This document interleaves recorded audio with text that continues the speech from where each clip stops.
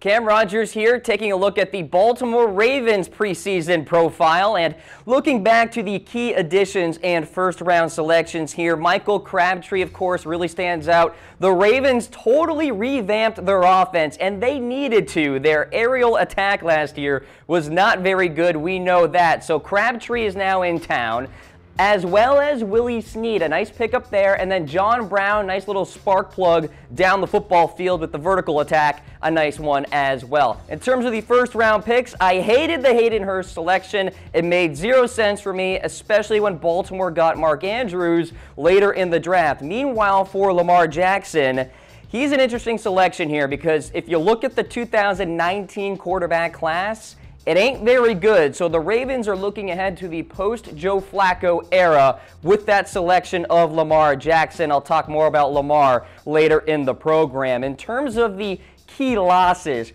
there's really only one, to be honest with you. Ryan Jensen, the center last season, really played fantastically on the interior of that line. Now there is a big-time gap at that center position for Baltimore, so definitely track that. In terms of Mike Wallace and Jeremy Maclin, they weren't very good last year, to be honest with you. Maclin is still unsigned, and Mike Wallace is on the back nine of his career as we stand. So when I grade off seasons, I look at, did a team get better? And the Baltimore Ravens minorly got better. That's why I'm giving them the C+ there. I think the wide receivers are an upgrade with Snead and Crabtree and Brown, etc. The Ravens are in position to be more prolific on offense this season, and frankly, that's not saying much because they were very vanilla and boring last season. Alex Collins was a nice spark plug, a nice little bright spot for Baltimore. They should be better on that side of the ball. All right, so that is a look back at all the additions and draft picks. Let's look ahead now to the preseason schedule and take a look at the 5 games for the Ravens because they start things off in that Hall of Fame game against the Chicago Bears. Then you got the Rams, Colts, at the Dolphins, and the Washington Redskins. And I do want to zone in on that game against Miami. Call it week 3, call it week 4, whatever you want. This is going to be the dress rehearsal game for Baltimore, August 25th, 7 o'clock Eastern time. Couple of key questions here.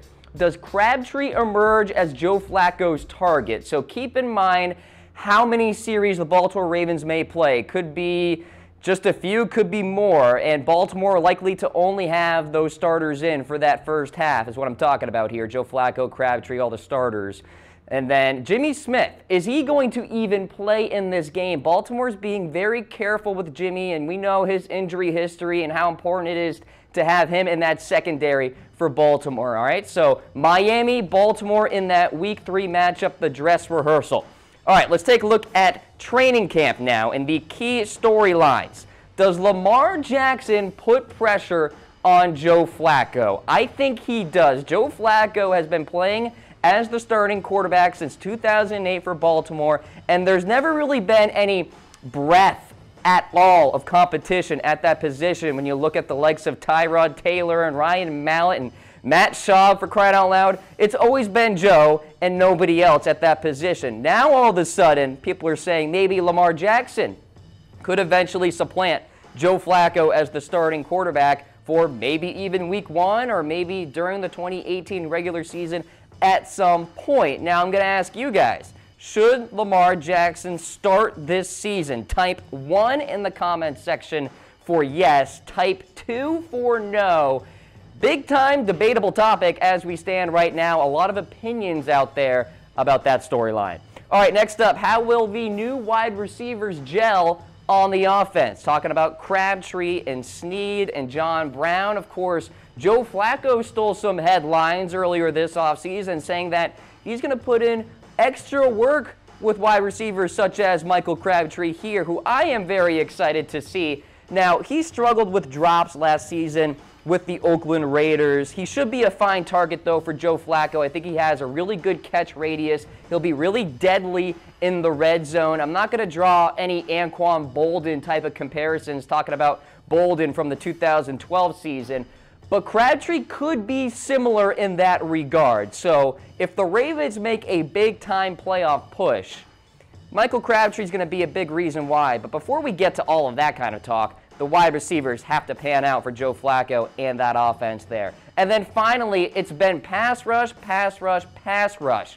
Who emerges as the sack master in 2018? I feel like I've been asking this since the days of Terrell Suggs and Doomerville together. T-Sizz is still on the squad as we take a look at the linebacker depth chart, of course, but eventually Suggs is no longer going to be sipping from the fountain of youth, if you will, so some promise here from a few players.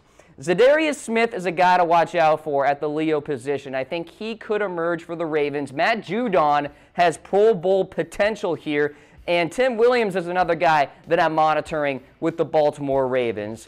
Bowser as well, a young player that could really develop for Baltimore too. So there is some promise in that linebacking core there, but they got to get going in terms of the pass rush because, yes, the secondary is good, but you'd like the ability to get after the quarterback, especially when you're playing the likes of Ben Roethlisberger and Andy Dalton and these pretty solid quarterbacks out there in the NFL right now.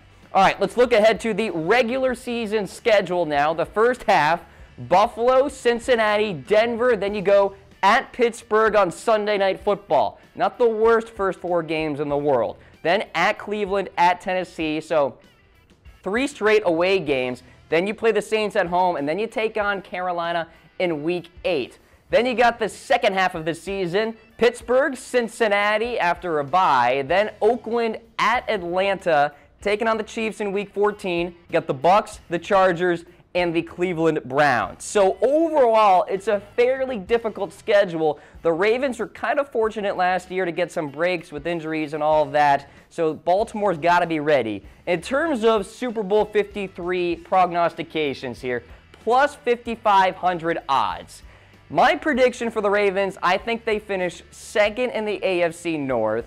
I think Pittsburgh is still king in that division, and they will continue to be in 2018. I like Pittsburgh to win the North, but Baltimore will be in the wild card hunt with the likes of Tennessee and Kansas City and Denver. It's going to be quite a battle for those 5th and 6th seeds out there in the NFL. So the Ravens, where are they going to finish? Let me know in comments. I want to hear from you. And while you do that, be sure to subscribe to our YouTube channel. You see the link at the bottom of your screen, youtube.com/chatsportstv.